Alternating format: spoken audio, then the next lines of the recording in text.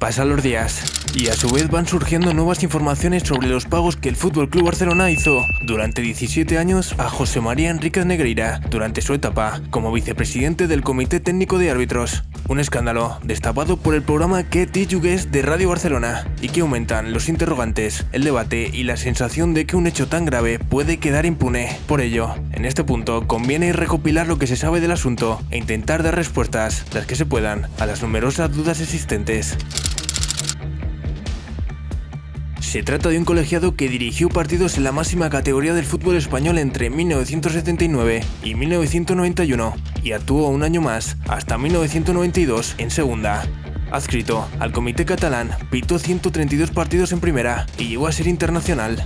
En 1994 fue nombrado vicepresidente del Comité Técnico de Árbitros, cargo que ostentó hasta 2018.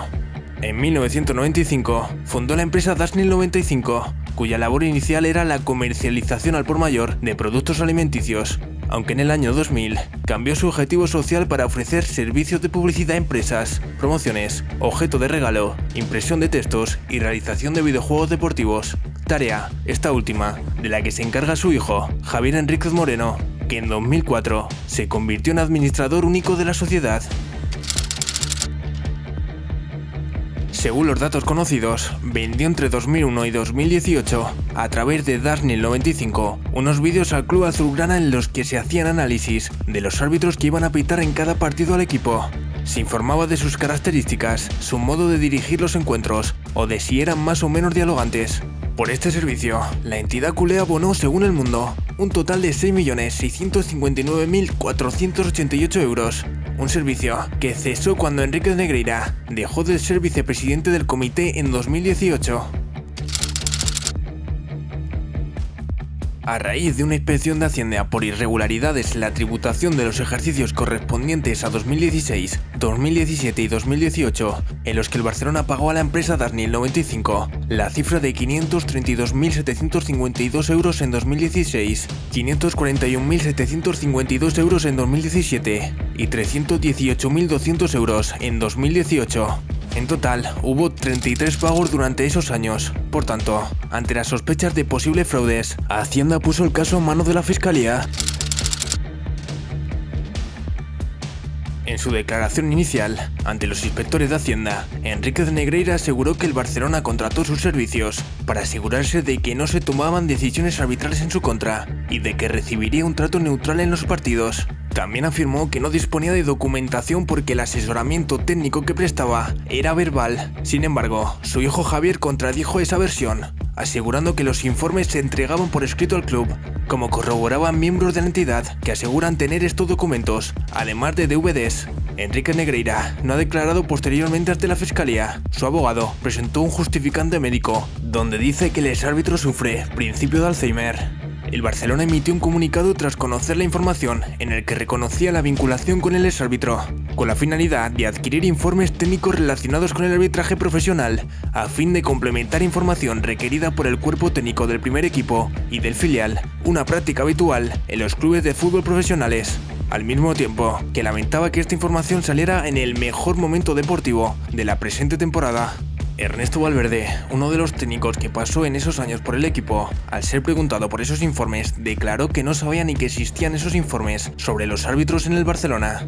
Jorge Pautasso, ayudante del Tata Martino, otro de los técnicos que estuvo en el equipo en esa época, ha negado también que tuviera ningún tipo de informe de los árbitros.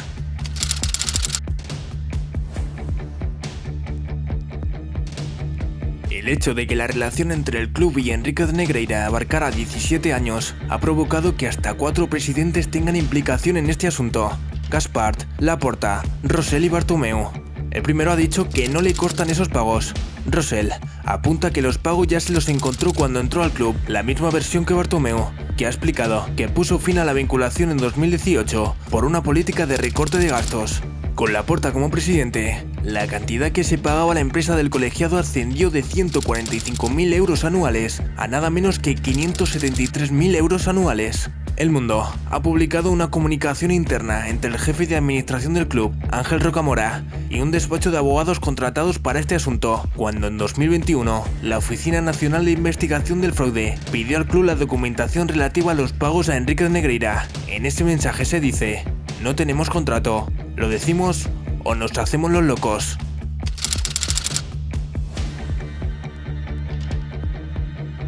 Esa es la gran pregunta que aún no tiene respuesta. Hasta el momento, no hay ninguna prueba concreta de que eso haya ocurrido.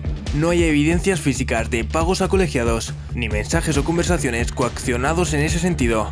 En cualquier caso, el problema ético es evidente. Hay quien, por el contrario, opina que Enríquez Negreira ha sido un mero estafador y que el club se ha dejado engañar con la promesa de recibir un beneficio. Los fríos números dicen que en las 3 ligas que coinciden con los años investigados por Hacienda, al Barcelona le pitaron 33 penaltis a favor y 3 en contra, mientras que en las 5 posteriores lleva 31 a favor y 1 en contra. En cuanto a expulsiones, tuvo 23 de los rivales y 4 propias en esos 3 años, por las 24 de los rivales y 20 propias, de 2018 hasta ahora.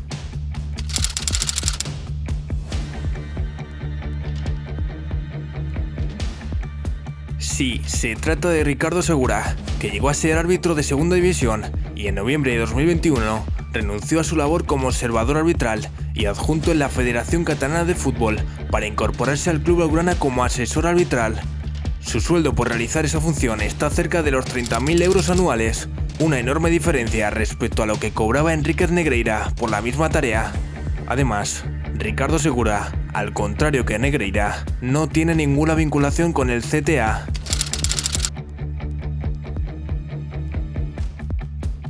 Era uno de los vicepresidentes y cuando alguien ostenta ese cargo en una institución, se presume que tiene cometidos importantes. Sin embargo, escuchando a dirigentes de los árbitros en aquellos momentos o a colegiados de esos años, parece que era poco menos que una figura decorativa. El actual presidente del CTA, Medina Cantalejo, ha llegado a decir que era un hombre en la sombra y que no sabía cuál era su cometido. Uno de los integrantes del comité de designación de entonces, López Nieto, ha señalado que no tenía ninguna influencia a la hora de poner a un árbitro u otro en los partidos. Sin embargo, sí estaba presente en las concentraciones que hacían los colegiados en pretemporada, por lo que conocía lo que se decía en esas charlas técnicas.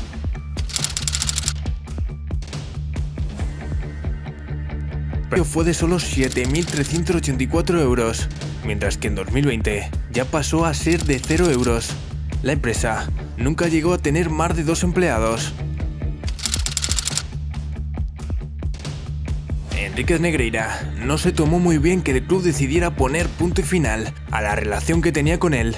Por eso, después de hablar por teléfono con el presidente Josep Maria Bartomeu para recriminarle la medida, mandó un burofax a la entidad culé, según desveló El Mundo, en el que decía lo siguiente: "Mi sorpresa ha sido mayúscula. Después de todo este tiempo juntos, me lo tomo como un insulto personal, absolutamente injustificado". Además, lanzaba la siguiente amenaza: "No dejaré pasar la oportunidad de llegar a un acuerdo justo por ambas partes. En caso contrario, daré publicidad, sin miramientos, a todas las irregularidades que he conocido y vivido de primera mano con relación al club".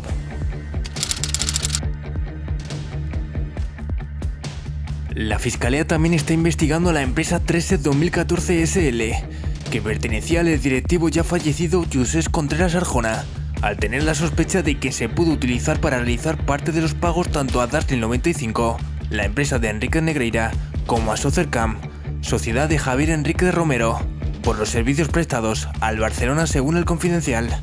Por hacer esta labor de intermediación, quitando al club del foco, Contreras Arjona se habría llevado un 50% de comisión.